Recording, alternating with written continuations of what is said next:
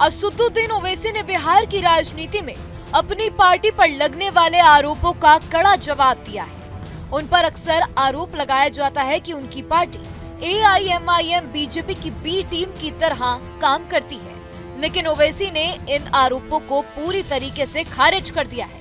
उन्होंने कहा कि अगर वह बीजेपी के सहयोगी होते तो 2022 में यूपी विधानसभा चुनाव के दौरान उनकी कार पर गोलियां क्यों चलाई जाती, उस हमले में वह किसी तरह बच पाए थे।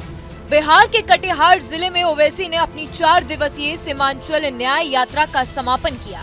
इस दौरान उन्होंने कई जनसभाओं को संबोधित किया और साफ कहा कि अगर कोई पार्टी उनके साथ गठबंधन नहीं करती तो भी उनकी पार्टी अकेले चुनाव मैदान में उतरेगी।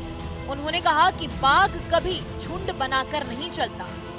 ओवैसी ने आरजेडी और तेजस्वी यादव पर भी हमला बोला। उन्होंने आरोप लगाया कि तेजस्वी यादव ने उनकी पार्टी के 5 में से 4 विधायकों को तोड़ दिया था। इसके बावजूद उन्होंने गठबंधन की कोशिश की थी। ओवैसी ने बताया कि उनके प्रदेश अध्यक्ष ने उन्हें कहा था कि समुदाय के लोग चाहते हैं कि AIMIM महागठबंधन में शामिल हो। इस पर उन्होंने हामी भरते हुए कहा कि अगर जनता यही चाहती है तो कोशिश करो। उन्होंने बताया कि इस मामले में पहले आरजेडी प्रमुख लालू प्रसाद यादव को पत्र लिखा गया और फिर तेजस्वी यादव को भी पत्र भेजा गया, लेकिन उनकी ओर से कोई जवाब नहीं आया।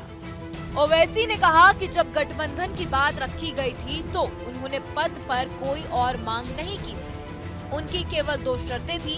पहली, AIMIM को 6 सीटें दी जाएं, क्योंकि पार्टी पहले ही 5 सीटें जीत चुकी थी। दूसरी, सीमांचल विकास परिषद की स्थापना का लिखित आश्वासन दिया जाए, लेकिन महागठबंधन में इनमें से कोई दिलचस्पी नहीं दिखाई गई। राजद नेताओं की ओर से उन्हें बाहरी कहे जाने पर ओवैसी ने नाराजगी जताई। उन्होंने कहा कि वह किसी और ग्रह से नहीं आए हैं।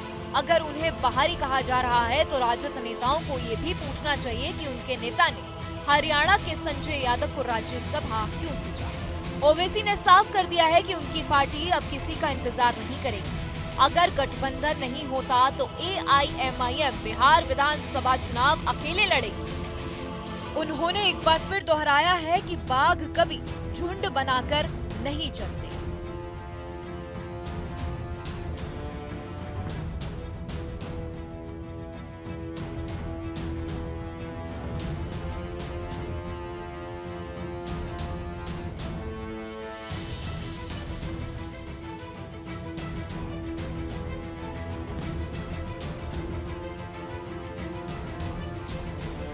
जहाँ भक्ति है हर शब्द में, कथाओं में छुपे हैं दिव्य रहस्य और ज्योतिष देता है जीवन को दिशा। धर्म से जुड़ी हर बातों को जानने के लिए हमारे चैनल स्तुति को सब्सक्राइब करें।